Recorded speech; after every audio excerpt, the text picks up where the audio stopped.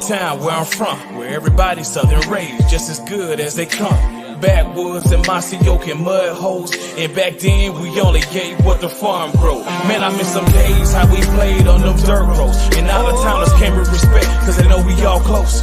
Yeah, Southern pride, toting gun folks. Welcome to my city, I-75 South, just north of Live Oak. I'm from a city called Austin, Georgia, right on the border of Florida.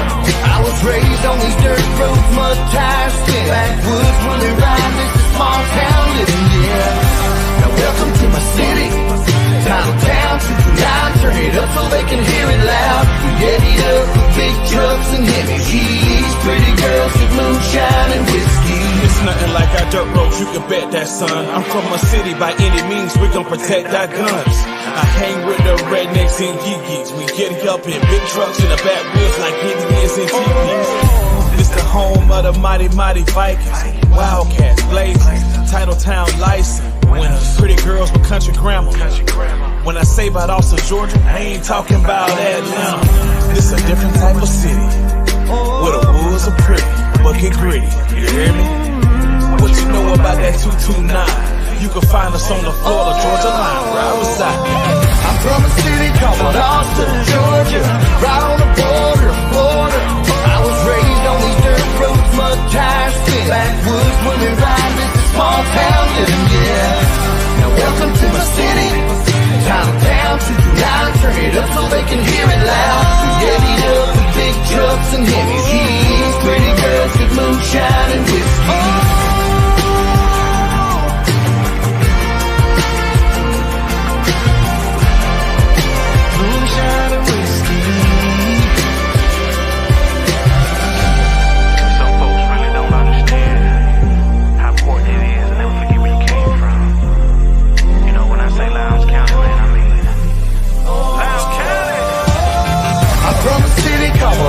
Georgia, right on the border of Florida. I was raised on these dirt roads, mud tires, backwoods when we ride this small town living, yeah.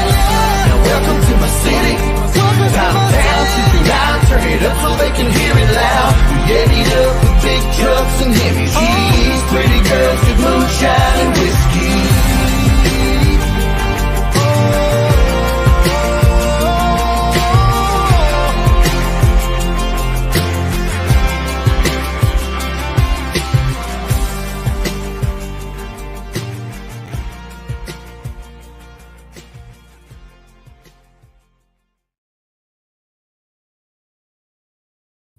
Hey, good evening and welcome to the 229. Welcome to the Viking Nation Live, your weekly jaunt, not down memory lane, but Viking lane. Hope you guys have had a great week. Looking forward to Thursday all week long so we can spend the next hour and some change together talking about everything Lowndes athletics, as well as things that are happening in the community and around the state. Hope you guys have had a fantastic week. I know I have. It's been a very, very busy week. Greg Maddox is fresh out of the gate, says, good evening, LG. Good evening, Greg. Hope you guys are doing well out there. Listen, we got a lot to talk about tonight. We really do. I was hoping to have Shane Thomas, a sports reporter from the Valdosta Daily Times, calling in later on in the show to talk about spring practices right around the corner. And so we got a lot to talk about there. What to expect from both the Lowndes program and the Valdosta program. Because, we've had some off the field stuff that happened with Lowndes and Valdosta that could potentially affect not just the spring, but affect the regular season as well. So hoping to get some insight from Shane there. I think he might be on assignment tonight. So I'm going to try to text him and remind him about tonight's call. But if you can't, maybe you can join us next week because we still have a lot to talk about. Guys, there is stuff that's being proposed at the state level that it's going to blow your mind. It is really, really going to blow your mind. That has to do with all kinds of stuff that goes from instant replay all the way down to recruiting at the middle school level now. So anyway, Coach Trainer says should be a good season in terms of wins and losses. Schedule is pretty easy. Trainer, I actually agree with you. And after last season, I don't know if that's a bad thing. you know, well, I think our program needs a shot of confidence right now, and so what better way to get some confidence other than get some easy wins under your belt, especially early on. So I expect us to be at least 3-0, 4-0, maybe even 5-0 heading into the second half of the season. I mean, the schedule is setting up very, very favorably for Lounge. So 100% in agreement with you, trainer. But so we'll get into all that. Listen, baseball is having a pretty good season. We're going to have the school system in this area is on spring break this week. So when we return to the next week's regularly scheduled program, we're going to have Ryan Page, head coach of Lowndes Baseball, on the program. He's going to be talking about his Vikings heading into the latter part of the season. And we're going to have Ashley Anders on as well. He is the second-year defensive coordinator for our Lowndes Vikings. And we're going to talk to him about, this potential new defensive scheme that the Vikings are going to run, the 3-3 stack. And that's what we're expecting. We've seen the 3-man front before. Lowndes is no stranger to that. We've had some DCs that have run that scheme, but is that different from the 3-3 stack? So we gotta drill down a little bit deeper and see what's on Coach Anders' mind. So we'll see. Let's see. Luke Bush says, great news out of Michael Barrett camp announcement, class act. Luke, I have had my head down, busy in work, so break the news for us, man. Give us a shout. You see the phone number right on the screen, 229-460-1205. Call in, man. Give us some breaking news.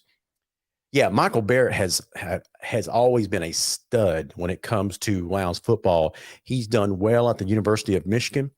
Maybe the announce. So, Luke, I'm not sure if you are talking about maybe an NFL announcement or something like that, because the draft is coming up pretty soon. I'm not sure exactly what you're referring to.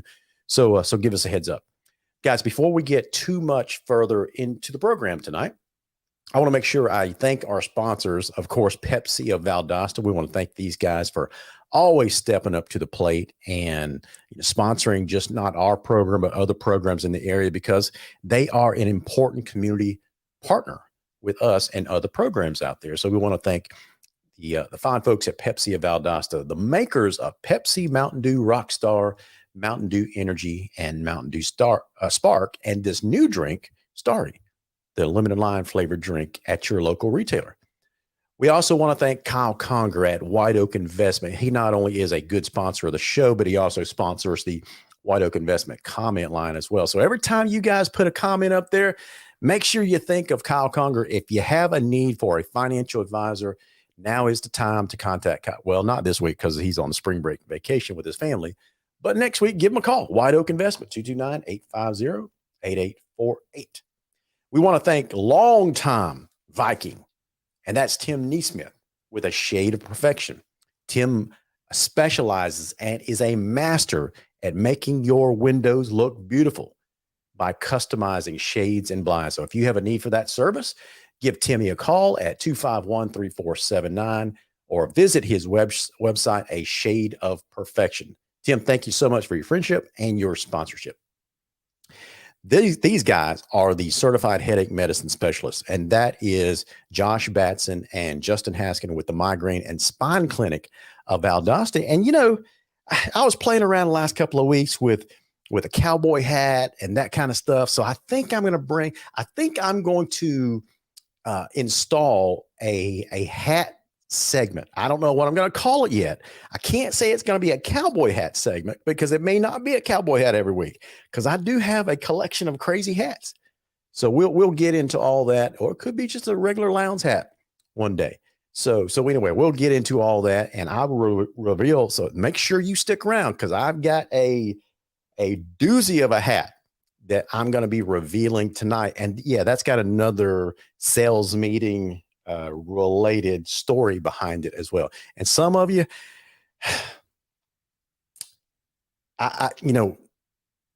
I was thinking long and hard about this particular. I'm staring at it. It's sitting on the floor right next to me. I was thinking long and hard. Do I really want to introduce this hat? Greg Maddox is not a straw hat. That's on its way. But this one this week is not a straw hat. So, but I was thinking about this one because my closest friends know that I have a certain reputation. That, and I'm afraid that when I roll out this hat, I'm going to get ribbed like for the rest of my life. But you know what? This show is part Lowndes football, part community spirit, and part just us kicking back, letting down our hair, and having a great time. So basically, it's comedy hour as well. And we're going to introduce a little bit of humor into the show tonight with that crazy hat that I'll be introducing a little bit later on in the show. But anyway, I get the feeling though, when I roll this out, my buddy's going to rib me so hard and so frequently that I'm going to have need of the migraine and spine clinic of Valdostas certified headache medicine specialist, because I may have a migraine after I introduce this segment tonight. So anyway, if you guys have a need for that, give Josh and Justin a call. I want to thank Matthew Godwin, Verizon Wireless on Perimeter. This dude, I keep hearing from you guys when you need a new phone, you need questions answered before you get a new device.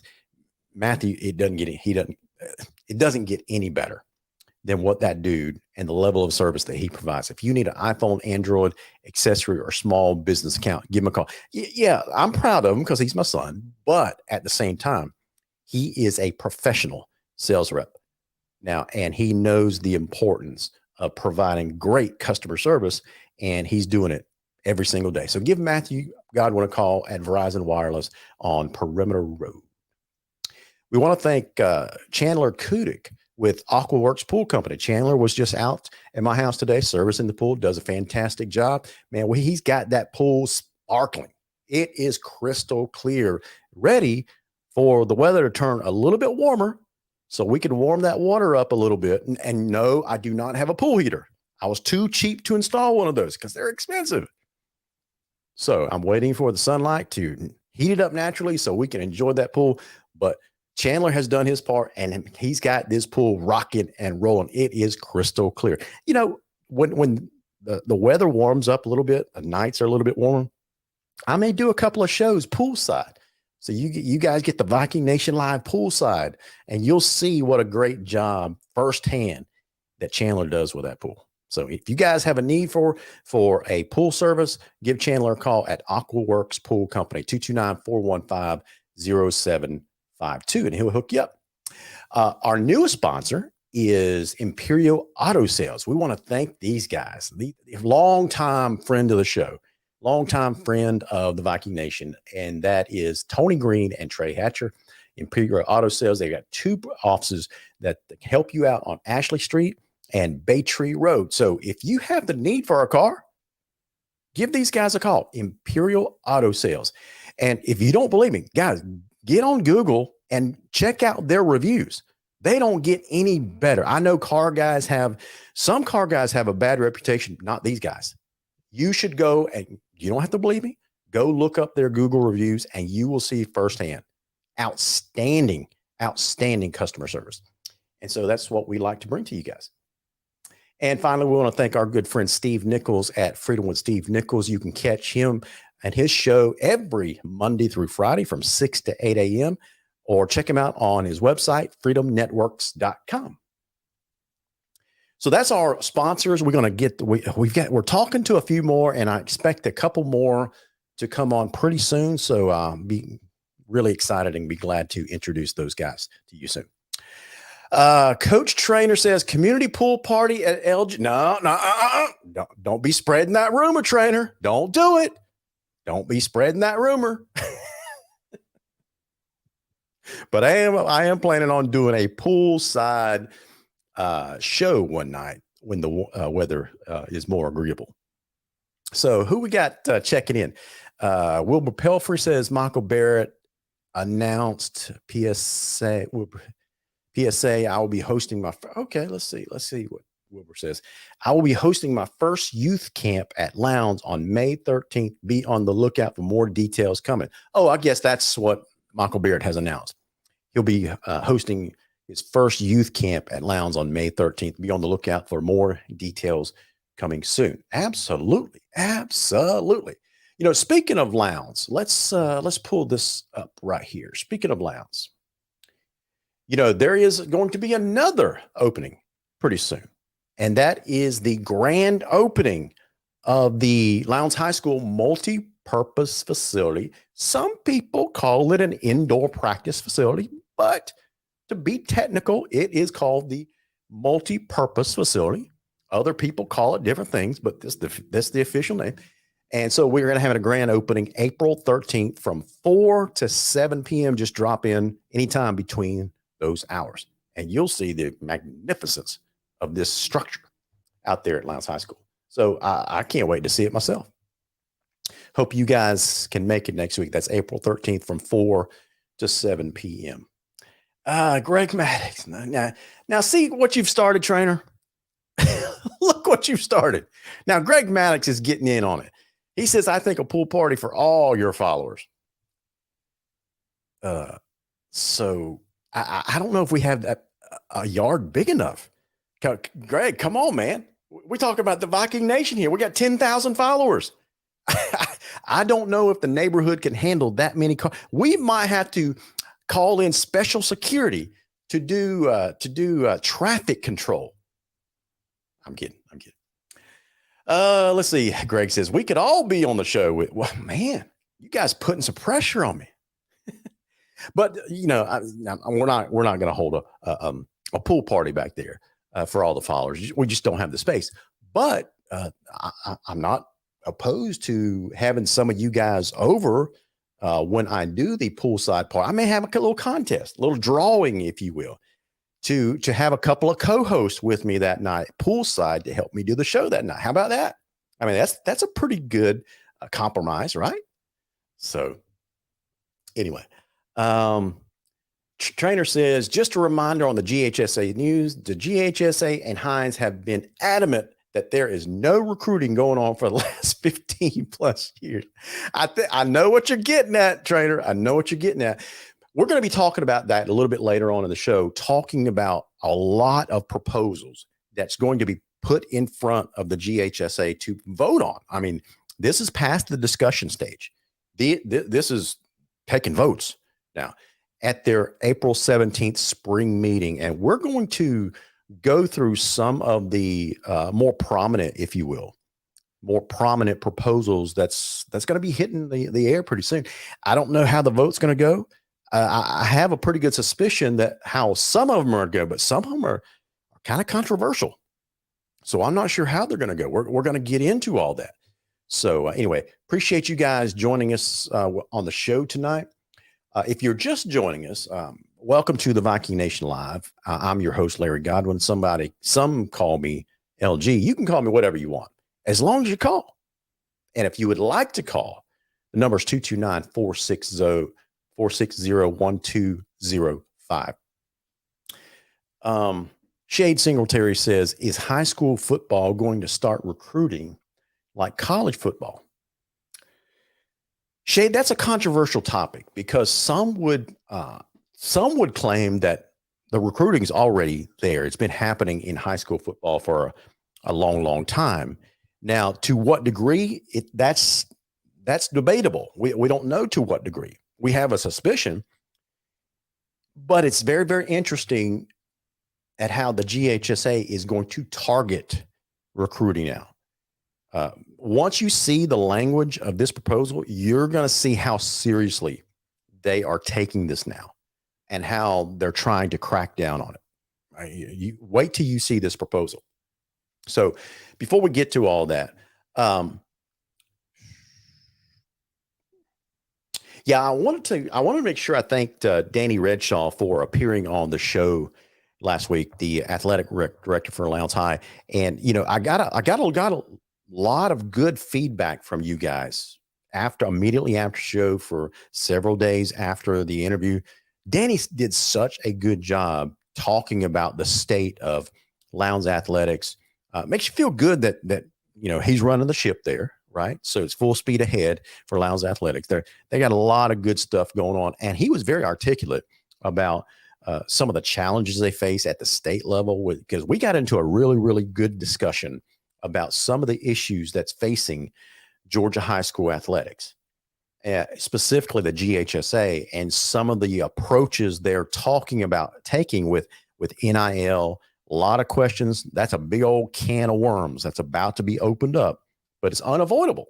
It's unavoidable. And we appreciate Danny for sharing his perspective. It was a very real, it wasn't coach speak, it wasn't administrator speak, but it was a very real discussion about some of the things that's facing prep athletics in the state of Georgia. And I mean, this is the kind of stuff they're discussing now are game changers as far as shaping the landscape of high school, because we're not just talking about football. We're talking about high school athletics in general. And some of the things that they are, some of the things that they're discussing and about to vote on, it's going to definitely change the landscape. So let me take this time to, before we get into our GHSA discussion, let me welcome one of our super fans onto the screen, Chase Garnto. How you doing, Chase? What up, LG? What's up, man? Glad to have you on the program tonight. Looks like you've been mobile in your truck. Yeah. I'm out at Freedom Park, so. I hear you, man. I hear you. Hey, let me run some things past you, man. We're talking about, oh, by the way, if you are a golf aficionado, the Masters started today in Augusta, Georgia. And atop the leaderboard is John Rahm, Victor Hovland, and Brooks Koepka. All three are at -7. So I'm see, it's still going on. So I'm watching I'm watching it on another monitor here. So I got you. So anyway, let's get into some of the things that's being discussed right now. Okay. So let me pull this up real fast. Let's see. Okay, here we go, right here. So I'm gonna share this screen. And let me change this to that view. Okay, so here's what we're talking about. I'm trying to get this to be a much bigger view. Well, hopefully you guys can see that. So there we go. All right, so let's talk about the first proposal right here, right out of the gate.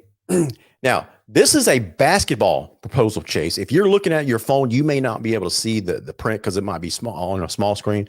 So I'll just describe this to you very, very quickly, okay? So this first proposal deals with basketball, specifically the student section, like the concrete crazies or the Coliseum crazies, that kind of stuff.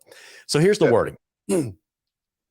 Students from participating schools shall not be allowed to sit in the first row of seating on either sideline nor either in line, and a minimum of one school administrator in close proximity to the student section. Apparently, we have a student section control problem across the state. In order for something like this to hit the GHSA proposal, then that's probably the case. They're probably getting a lot of complaints, that kind of stuff. So if this proposal passes, they're saying the students can no longer be allowed to sit in the first row of seating on either sideline or in the end line.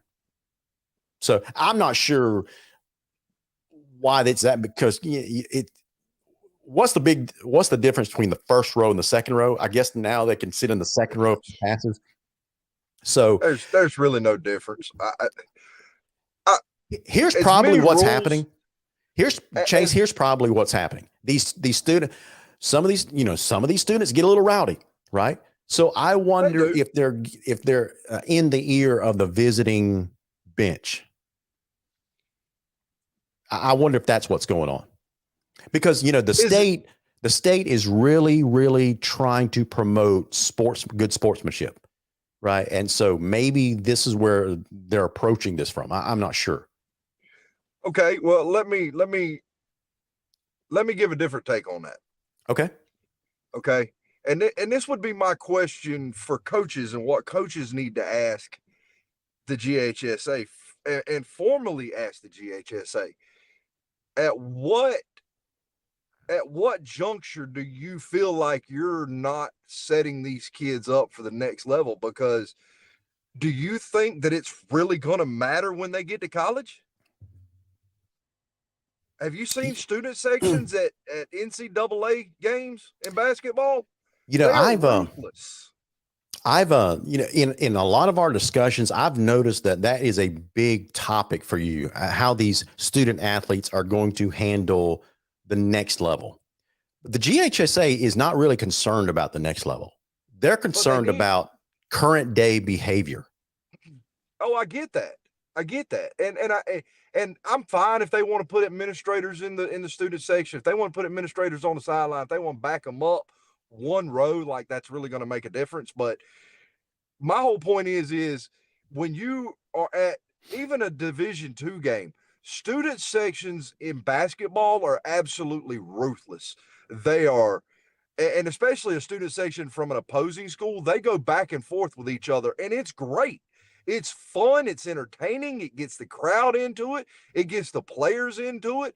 Basketball is very much an energy sport as much as football is. It's all about momentum and how well you can carry it. So student section and fan support is all a big part of that. If you don't have that as a player, you're not going to have the energy that you need to play. You're not, when it gets to the fourth quarter, you're going to be gassed and you're not going to have anything left in the tank, and you're going to have nobody to pull that from.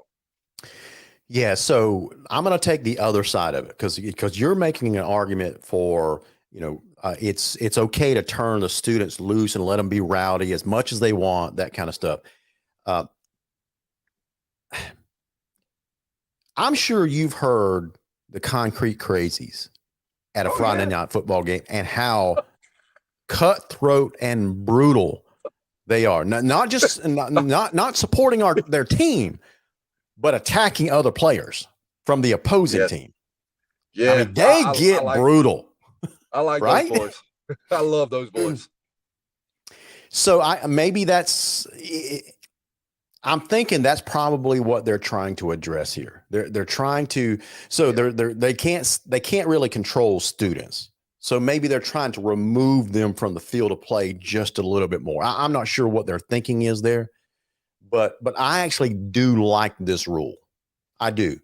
I got no problem with the rule. I just, at some point, you know, and I played in some loud gymnasiums when I played basketball in high school. And I mean, at times, even during timeouts, you couldn't hear the coach hardly. Yeah.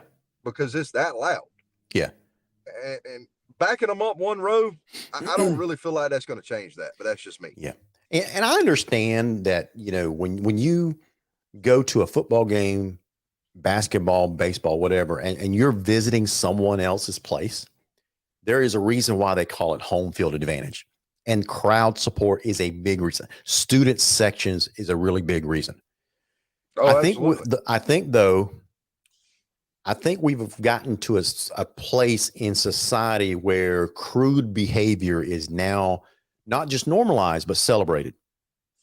And in a school setting, I think we really need to pull back on crude behavior, whether it's the student section or the crowd, because that's really what, you know, in my discussion with Danny Redshaw last week, we were talking about the official shortage. We were talking about sportsmanship.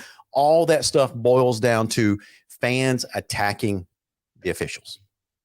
And that's basically what it, so it's really sport. They're really emphasizing good sportsmanship. And I think that's why they're introducing rules like this. Now, I wish they wouldn't have to.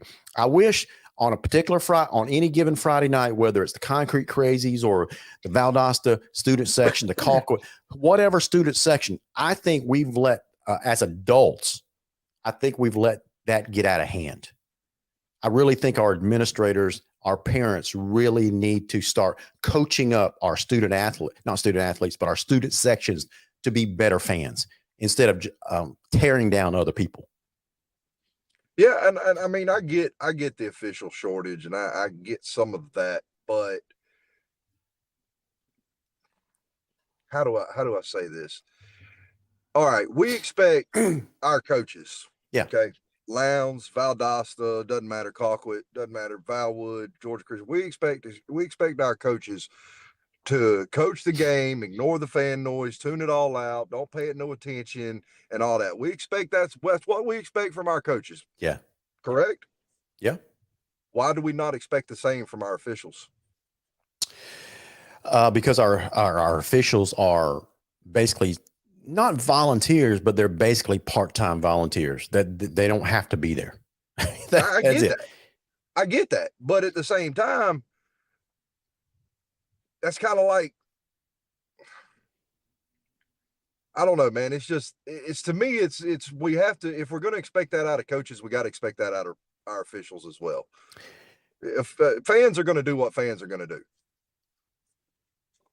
I mean, well, that's, do we need to do it with, do the fans need to have a little bit more respect when it comes to it? Yeah. But if an official expects to not get booed on a call or something like that, Chase, we are beyond being booed on a call, because I wore the striped shirt and the black hat down there on the field, and I can tell you, even back in those days, man, I can't tell you how many times I got tired of hearing someone shout from the fans, "F you this" and "F you that." It's like, come on, guys, this is a high school football game, and now. With the threat of violence becoming very, very real, because we've all seen it on TikTok, we've all seen it on YouTube videos, whatever.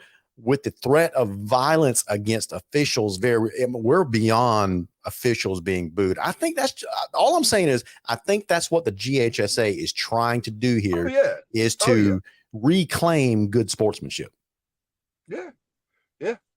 I mean, and I think honestly, and this is coming from a basketball guy. I mean, I love basketball, but at a certain point, some of these basketball games, especially these high schools, they're going to have to figure out some way to separate the fans from the floor, whether it be they're going to have to modify gyms to where the court's lower and the fans are elevated up just a little bit, or something, to where, kind of like at Colquitt, for example. Colquitt doesn't have a big elevated concrete section and all like Lowndes and Valdosta does, but they have a chain link fence that runs the length of it. So there's some separation between the fans and the field. In basketball, you don't have that.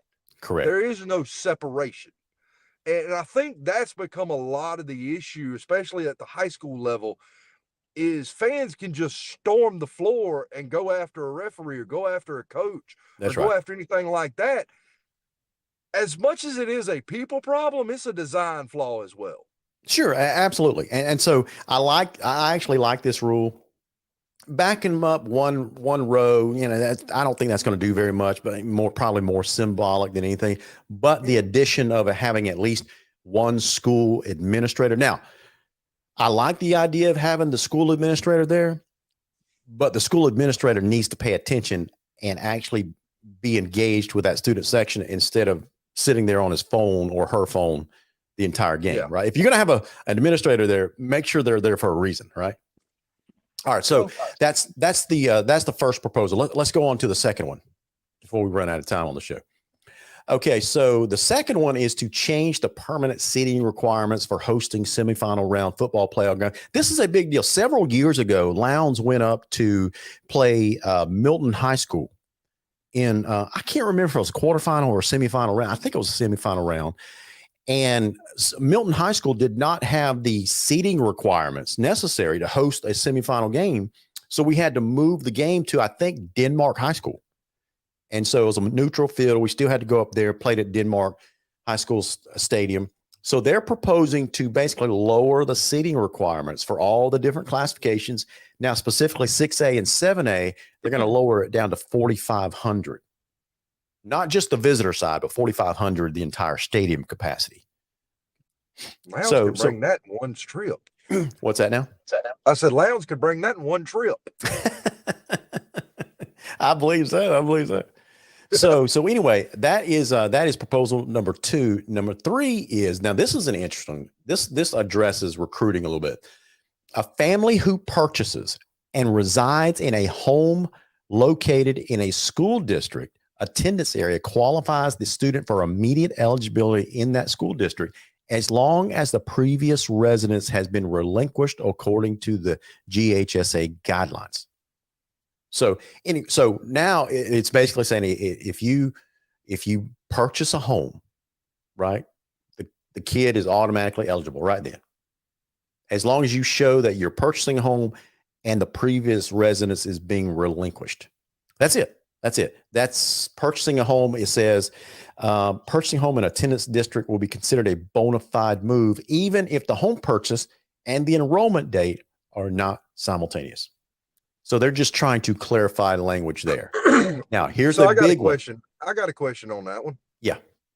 So basically, if I'm reading that right,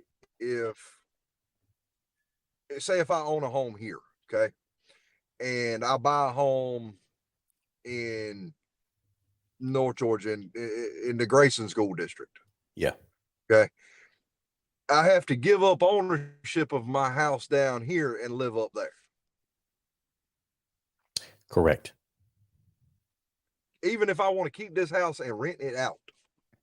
No. You can keep the house down here as long as you relinquish control. So that means that if you rent it out, that's fine. That just shows the GHSA that, yeah, you got another family living in this house, so you are relinquishing control, even though you're still owning. That was my question, because the wording was a little bit. It was like you had to sell your existing property, even though if you wanted to keep it rented out. No. As long as they can relinquish control of it, then the GHSA is satisfied with that. Okay. All right. So here's the big one.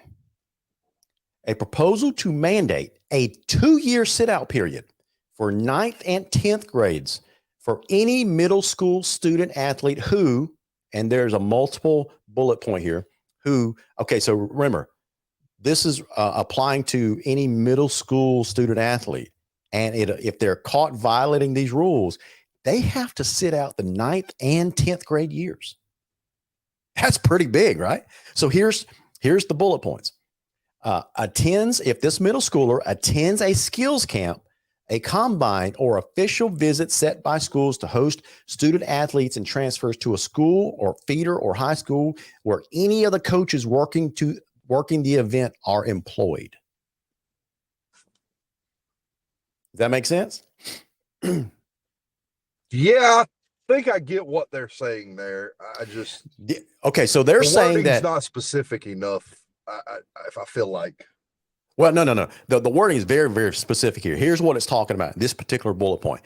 If any middle schooler, whether it's 6th, 7th, or 8th grade, let's say your son is in the middle school, okay, yep, and you live in the Lowndes School District, okay, and you go to a skills camp over in Colquitt County. Okay. Does that make sense so far?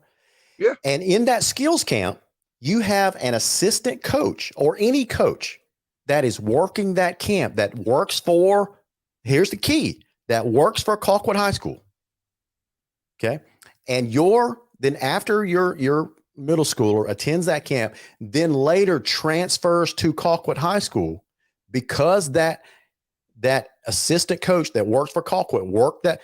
So that is considered, they're thinking there, that's considered in undue influence. So if you end up transferring there, that's too much of a coincidence.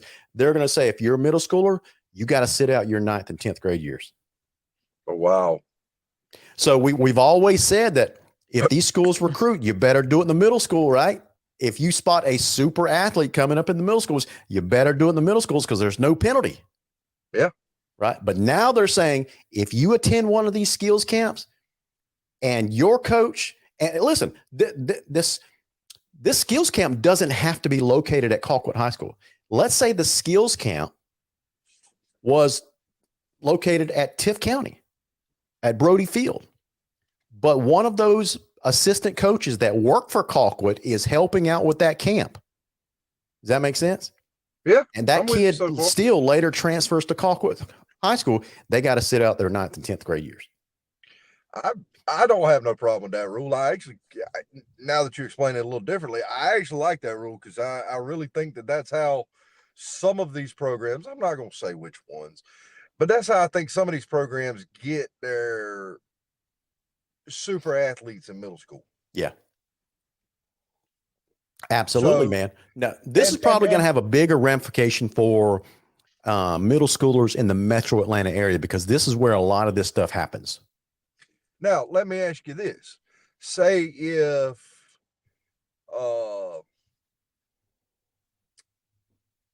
and I noticed, say if a NCAA athlete comes and hosts a football camp at Valdosta High School for middle school age kids, Right. and he's got coaches from Valdosta, and he's got coaches from wherever,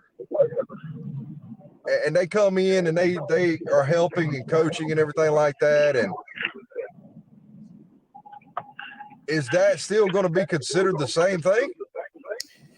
Yeah, so that this rule is very, very specific.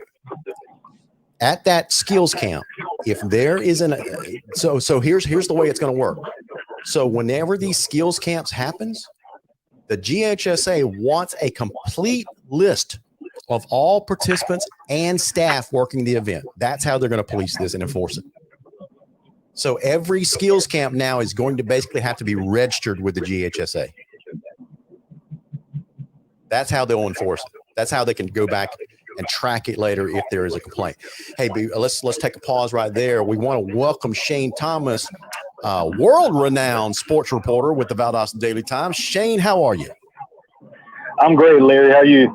I'm good, man. Hey, listen, I've got Chase Garnto, fellow Lounge superfan, on the line with you as well. We're going to double team you tonight. Appreciate you calling in, Shane. I know that this time of year, your world is probably pretty busy with all these spring sports that you're covering.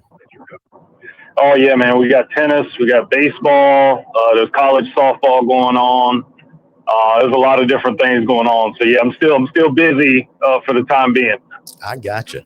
Hey, well, that's a good thing. When I reached out to you to call in tonight, we talked about some potential topics to cover, and one hot button topic that is right around the corner that we're really all excited about and waiting to see is spring practice for all of our area teams, specifically Lowndes and Valdosta. And I wanted to get your opinion on a couple of different matters when it comes to spring practice for these two programs. You game for that? Oh yeah, I'm down. Okay. All right, let's talk about, since we've got a large Lowndes audience tonight. Let's talk about Lowndes first. You know, we've got a first-year head coach in Adam Carter taking over for Zach Grage, who departed, and coincidentally is now a co-offense coordinator at Valdosta High School. So we'll talk about that in a second. So we got Lowndes that's potentially running a new offensive scheme, new defensive scheme. Had a young team last year. They've got years of experience under their belt, but with Adam Carter, he's bringing in a whole bevy of assistant coaches, and some of them, not some of them, but really all of them have pedigrees that look outstanding. I don't know, Shane, if you've had a chance to dig into some of the things that we can expect coming out of spring ball for these two programs. What's your thoughts initially on the Lowndes Vikings? No, I like the hire from Coach Carter. You know, he's familiar with the area. He was a defensive coordinator at Valdosta at one point. You know, so I mean, he's familiar with the area. He understands what it takes to win, you know, at a school down here. You know, I think last year, that team, you know, considering the record, I think they did pretty well. There were times where, you know, the offense had clicked, defense had its issues, but I mean, that's kind of to be expected, as you said, with a young team. So I just want to see the maturation level on defense and the development on offense. Liked what we saw from Marvis Parrish at times last year. I think he performed better than a lot of people expected. It's like, We knew he could run, but, you know, he was also, you know, a factor throwing the ball as well. You know, at times that was a little streaky toward the end of the season, but I thought he played really well in the times I got a chance to see him. So, you know, losing some receivers, losing a couple defensive guys, obviously that's, you know, you have to make up for that. But, coming from a place like Grayson where they've perennially been a factor. Yeah. I think their optimism should be high with the Vikings. I got you. Okay. Well, I agree with you there. I certainly agree with you there. Now, do you expect now if you had to guess, given the limited knowledge that we have with a new coaching staff coming in, do you expect the offense or the defense to lead the way this year for Lowndes? I think honestly, you still have to look at the offense a little bit. Okay. That's where a lot of the big guns are. He's still got Smoke Fleming. I think at times he, even though he had a good season, I think at times, he was kind of secondary at times. I think he'll probably be more featured this year as well. I think depending on, obviously with Coach Carter being a more defensive oriented coach, I think we'll definitely see some improvement on that side. Especially in this area anyway. Defense is huge. We saw that, in Valdosta's success last year as well. So I think the offense will be probably ahead of the defense by the start of spring, but I think the defense will be much improved. I got you. Okay. Hey, let's switch over across town.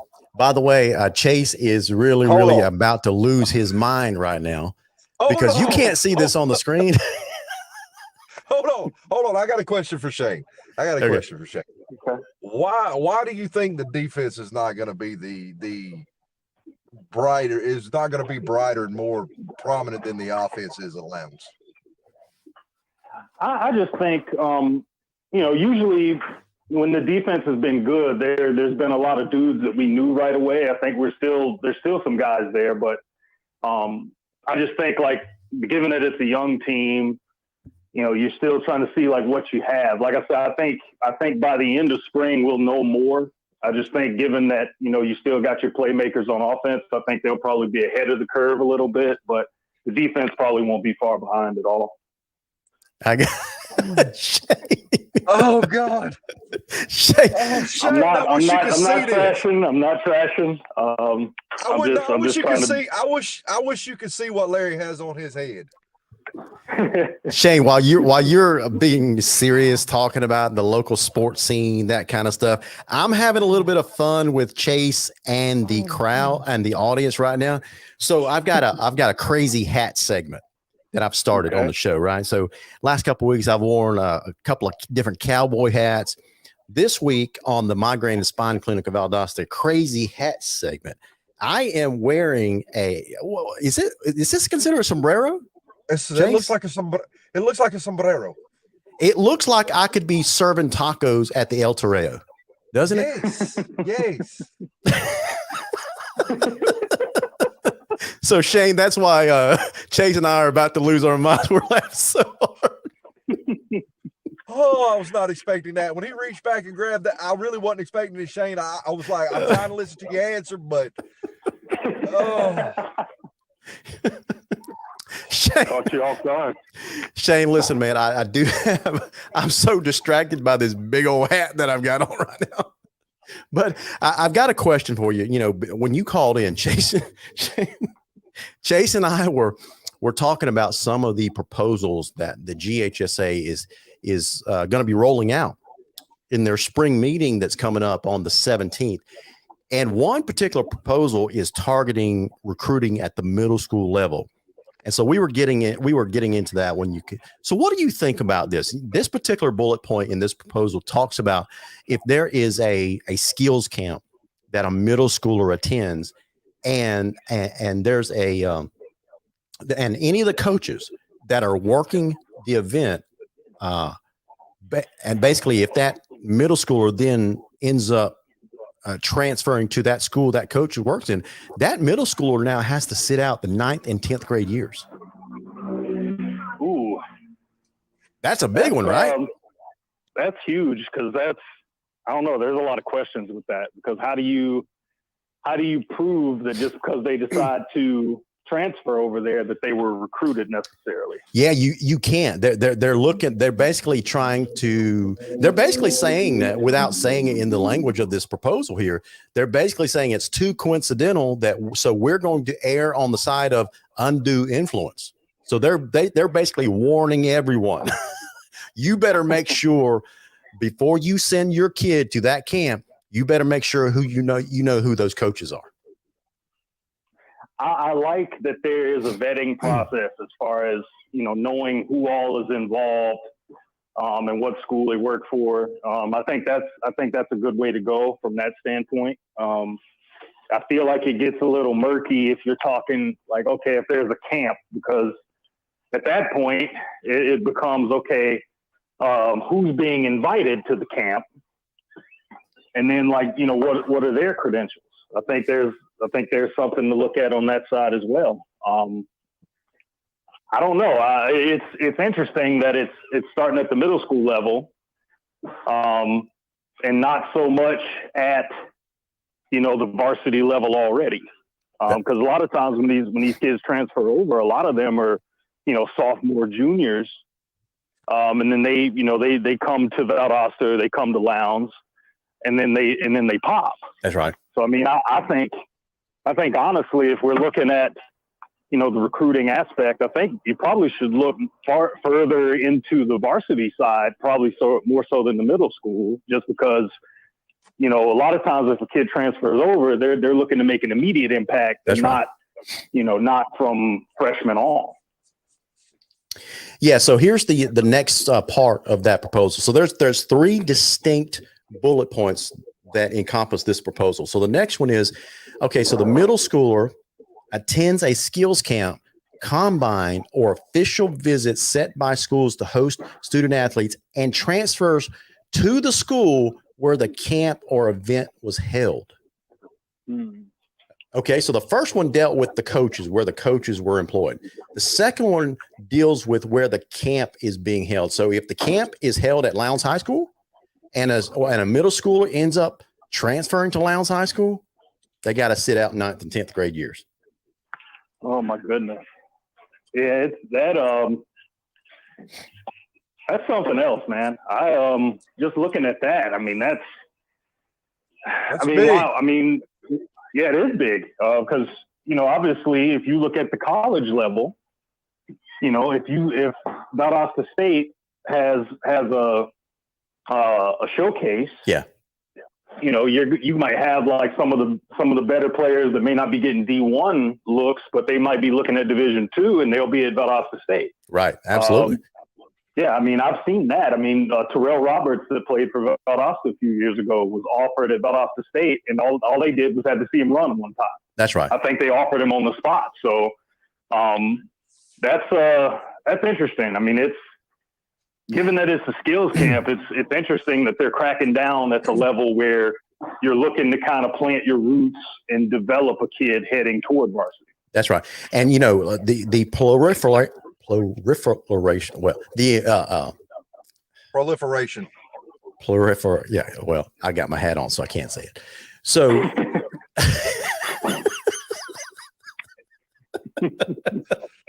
The popularity of these skill camps, even for middle schoolers, is growing like wildfire right now. Yeah, right. And so I think what Shane's thinking is in the back of his mind, and Shane, correct me if I'm wrong, but you're thinking more like, okay, well, if the kid does attend a skills camp and say his parents might be in the area looking for a house or whatever else, and then they buy a house and change jobs, move to that area. Now all of a sudden you're basically telling the kid, yeah, but you attended this camp back when you were 7th or 8th grade. Now you got to sit out your 9th, 10th grade year. Yeah. Like how can you be penalized for, trying to figure out where you want to go to school and where you want to stay? I mean, if, I don't know, it's interesting because it's different than college because you don't have scholarships and all that. But when you're talking, okay, we're middle school kids can't decide where they want to go to high school unless, the GHSA is going to get involved saying, hey, you got recruited here. I don't know. I feel like there has to be more of a process to it before you can start penalizing. Yeah. So here's the final part of that proposal. Any coach or school hosting one of these camps, combines, or official visits set by schools to host student athletes must report the following to the GHSA: A complete list of all staff working the event. This includes those on the field involved with any aspect of the event, including but not limited to registration and facility rental and care. And then B, a complete list of participants in attendance. So basically every skills camp out there now has to be registered with the GHSA to include every person that's going to be working the event. That goes from basically concessions. I'm not kidding. Where it says involved in any aspect of the event. So you're talking about someone that takes tickets or hands out registration forms, in any way connected with the event. That name has to appear on a list. Send it to the GHSA, and they want a list of all kids attending that camp as well. That's how they're going to police this thing. That's pretty thorough. That's pretty thorough. Look, I like it, man. Let me tell you why.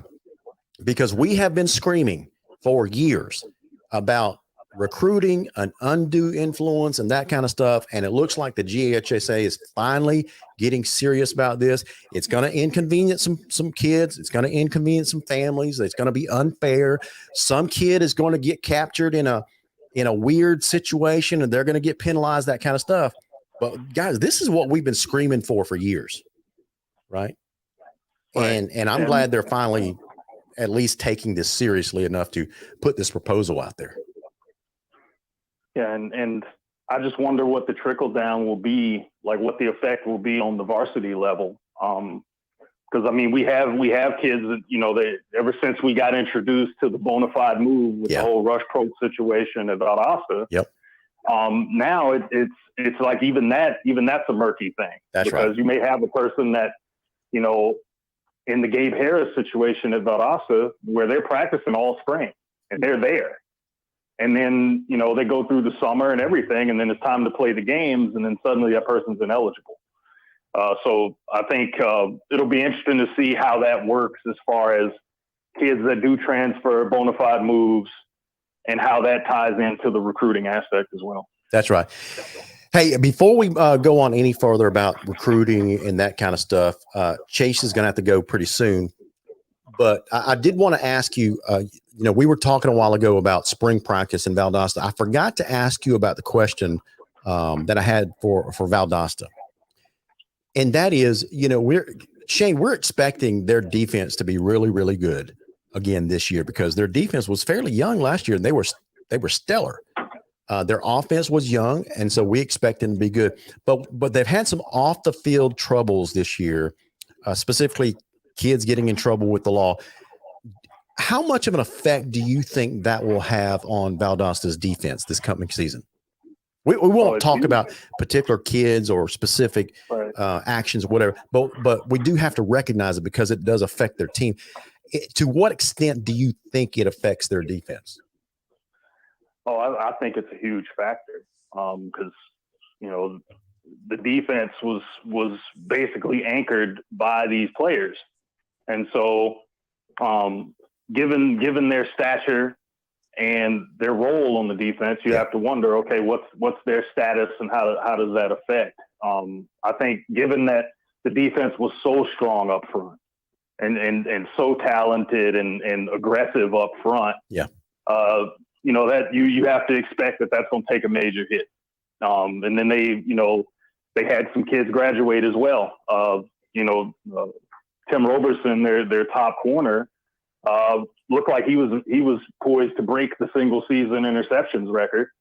Had, I think, 7 over the first 6 games in 6 in a row. Yeah. And, you know, you lose a ball hawk like that, that's big as well. So they got some holes to fill and some questions to answer. You know, I'm ready to see what they do in spring and how they plan to, you know, answer a lot of those questions. Absolutely, man. Absolutely. Hey, Chase, before you go, I got something for you, Chase, before you go. And that is, if this next proposal passes in a couple of weeks at the spring meeting at the GHSA, then athletic head coaches will no longer be required to hold a teaching certificate in the state of Georgia. I can't wait. So here's the specific proposal. To modify bylaw 2.51 on page 26 of the Constitution to read as follows. An athletic head coach must be a professional teacher, a certified parapro, or hold a 4-year degree while also employed in a teaching or administrative position. So that basically means that you can be a parapro as long as you're a certified parapro, right? Yeah. Or you could have a 4-year college degree employed in a teaching, or here's the key, or administrative position. So if you're a school system, you can basically create an administrative position specifically for this head coach, like Lowndes has done. You call it the director of football operations, right? As long as they have a 4-year degree or a certified parapro, and if this passes, they now would qualify to be a head coach. What do you guys? What do you guys think of that rule? I love it. Yeah, I like that as well. I like that a lot, just because it's, it doesn't take somebody that is has the acumen to teach the game and do so at a high level. It doesn't put them in a box. I think as long as you're somewhat employed by the school and can do that, I think that's fine. I like it. I love it. I'm in agreement. I think there are some great guys out there that are football coaches that are youth football coaches because they love the game and they've wanted to stay attached to the game in a coaching area, but they don't have the time to go back to school because they're supporting their family or whatever, who have the ability to coach at the high school level or the middle school level. Yeah. And I think it's great. I think it could absolutely change the middle school landscape in South Georgia and the high school landscape. Well, it absolutely will. Yeah, there's no around that. I think it's great. I completely agree. So here's the deal.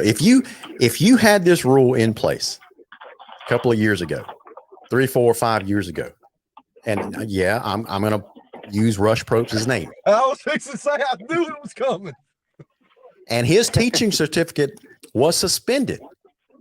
Under this rule, he can still be a head football coach in the state of Georgia.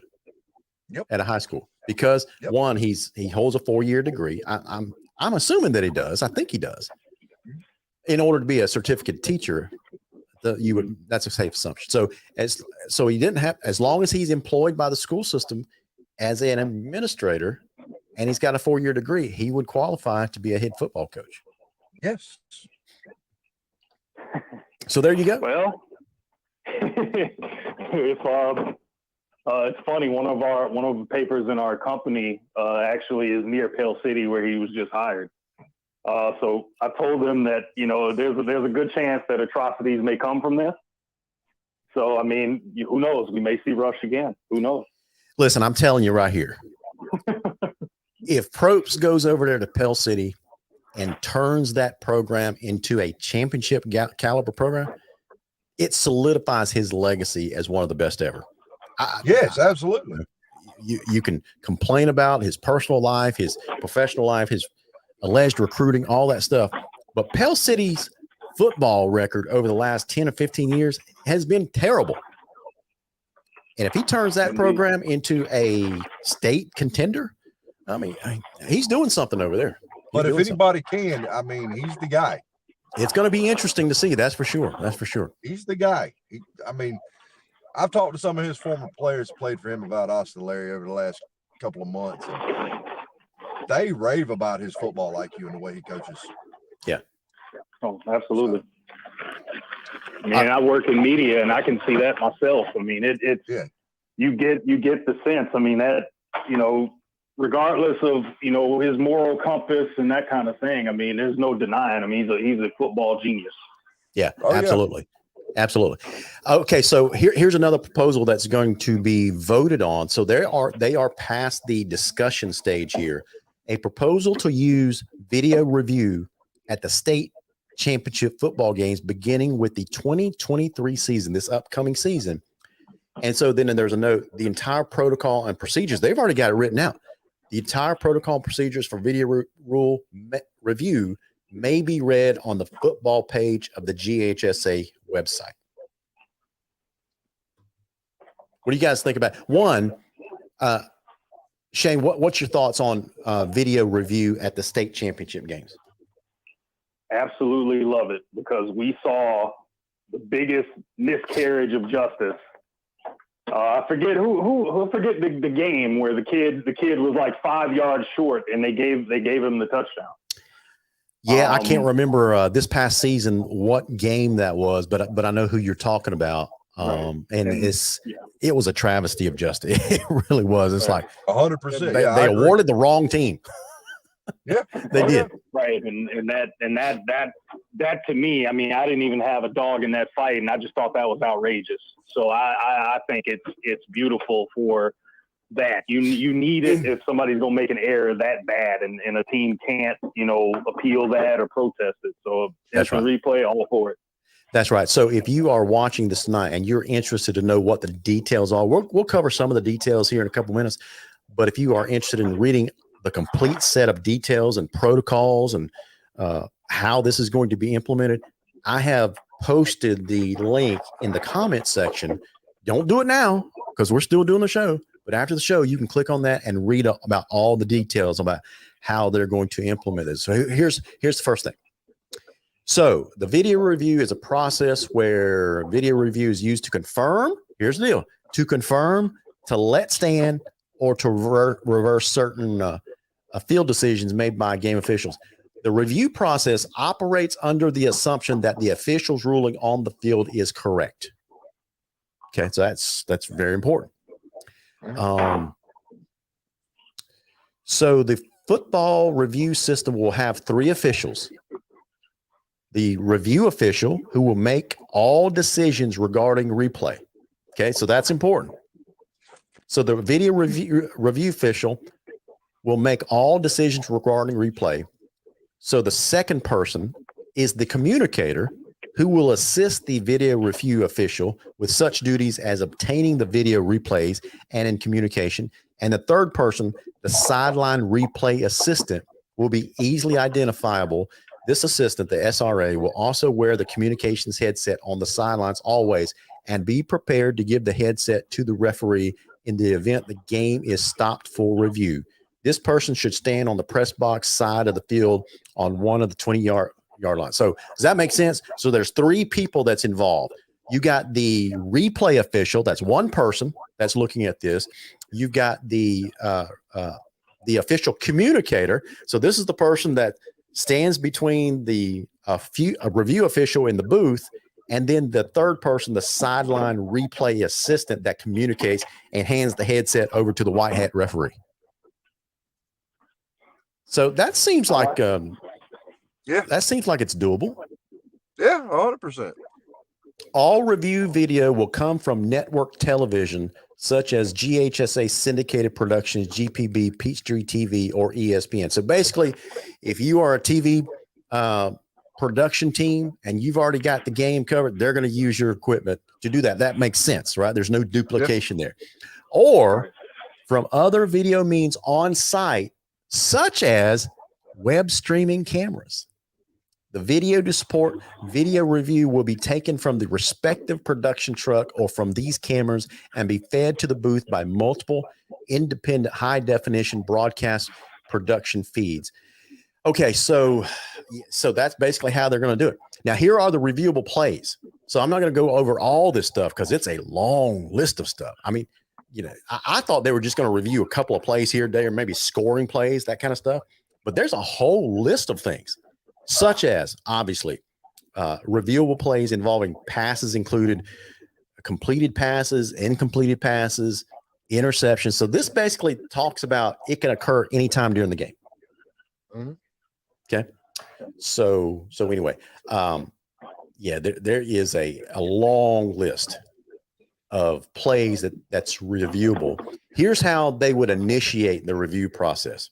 There are 2 methods to stop a game to review a ruling on the field. So the video review stops the game. Okay, so the video review official and their crew shall review every play of a game. The video review official may stop a game at any time before the ball is next legally put in play, whatever they believe that there's reasonable evidence to believe an error was made in the initial on-field ruling. The play is reviewable. The outcome of review would have a direct competitive impact on the field. What do you guys think about that? So you've got a football official up there. His whole goal is to review every single play. Okay. Now that's scenario number one. Scenario number two is head coach challenge. Now, this is what I was waiting to see if they were going to implement this. The head coach of either team may request that the game be stopped and a play be reviewed by challenging the on-field ruling. The video review shall be initiated by the designated head coach tossing a red flag onto the field in front of a nearby official. The flag must be thrown following the end of the play in question and prior to the next legal snap or free kick of the next play.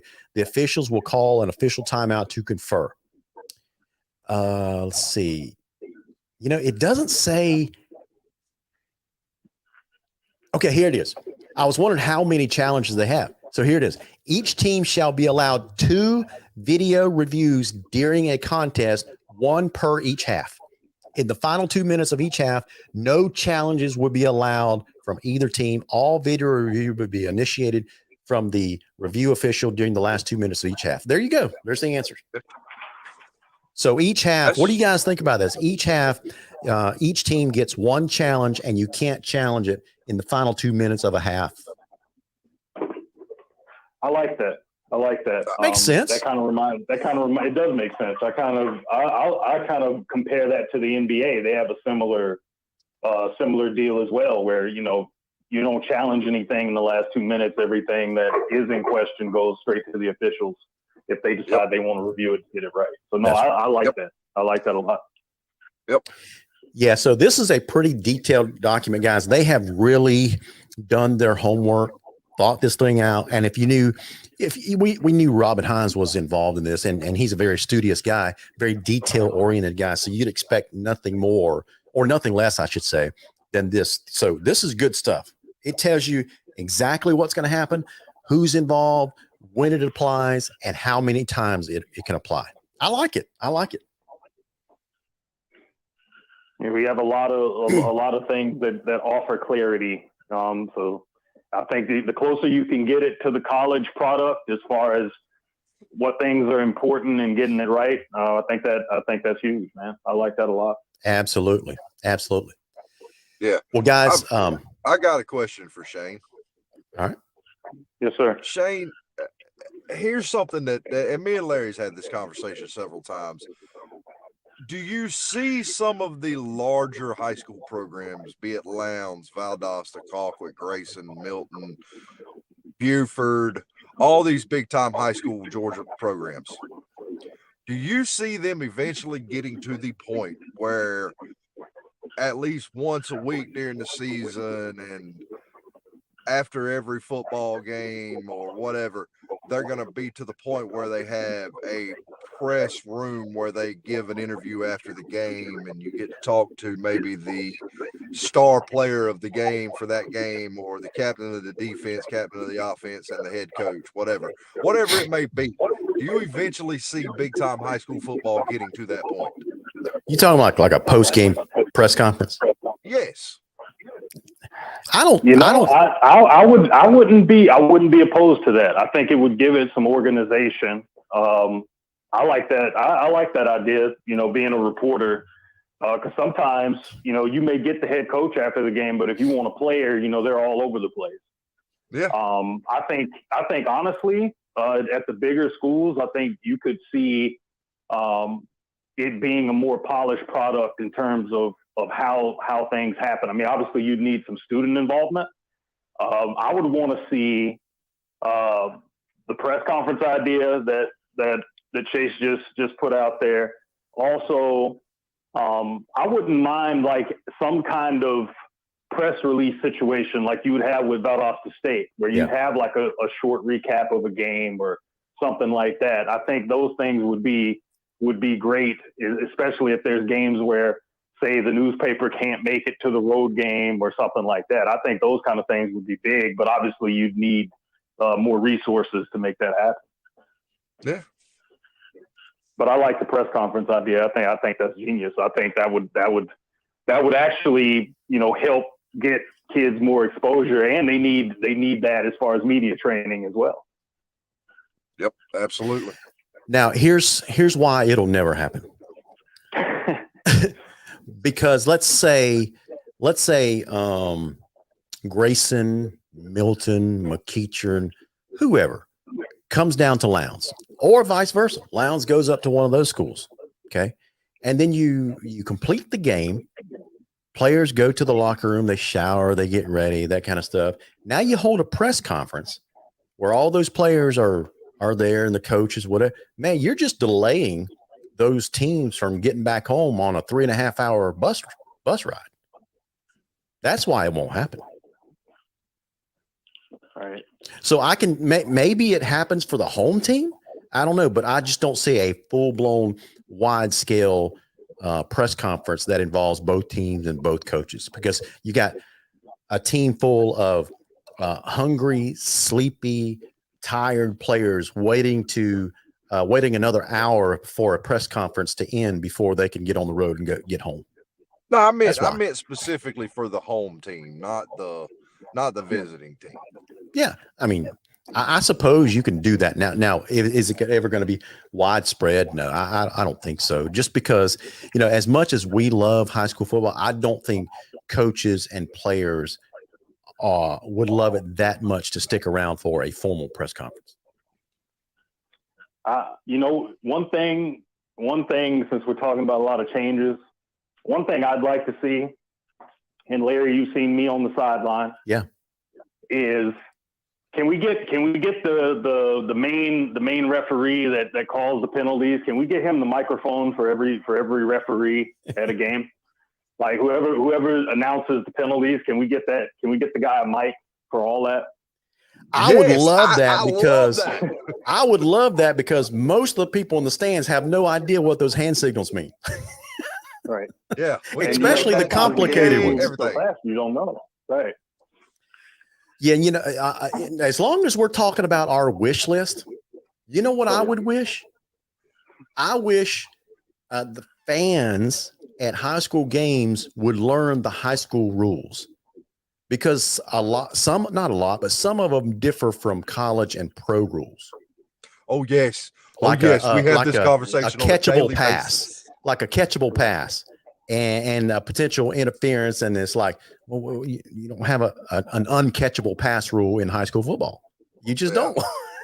Yeah. We have this conversation on a daily basis about basketball, because these kids that play high school basketball now, they mimic what they see at the college and the NBA level. That's right. So the rules different for college and NBA than they are for high school ball. That's right. Hey, Donna Snellgrove, she's a mom of a parent, and I'm right with her. She says, come on, this is high school football. Don't turn it into more Friday Night Lights. Let these kids be kids. College will come soon enough. Absolutely. I'm right there with you, Donna Snellgrove. So anyway.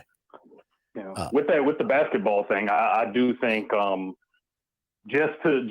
think there needs to be a understood kind of a universal rule as to how things are enforced. Sure. I agree. I agree with that. Yeah. Because you can't have, it's a travel at high school level, but it's legal in college or the NBA. Or you can, we see the NBA all the time. Guys can palm the ball and do things, but then that's going to be called carrying at another level. Yep, so we just need a clear interpretation of the rules so that, we can get a uniform rule so everybody's playing the game the way it's supposed to be played by the book, rather than it's being ref this way and this way and this way. I agree. Absolutely. 100%. Hey, last thing is Jackie Moore Fender. She brings up a good point. Let's address it. She said bad calls happen during regular season games that could knock a team out of the playoffs. If we review championship games, why not all games? That becomes a financial issue.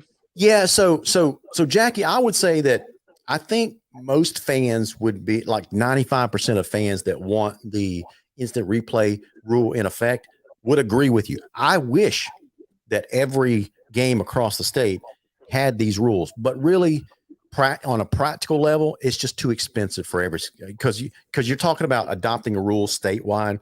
Let's say Cook County. Let's talk about a small school, Lanier County. Mm-hmm.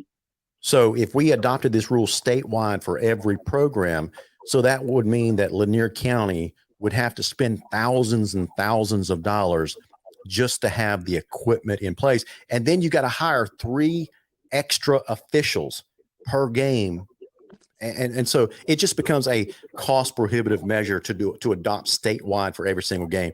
So that's, I always operate under the principle of,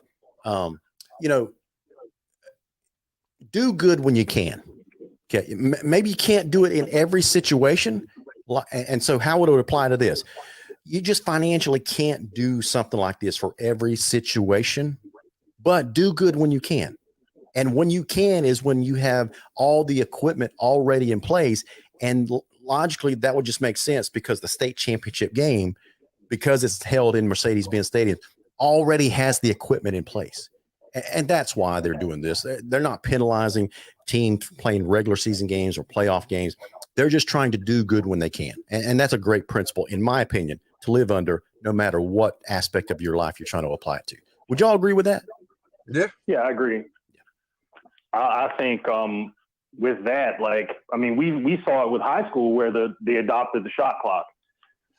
That started kind of, I think, at region games first, and then it became like a regular season thing.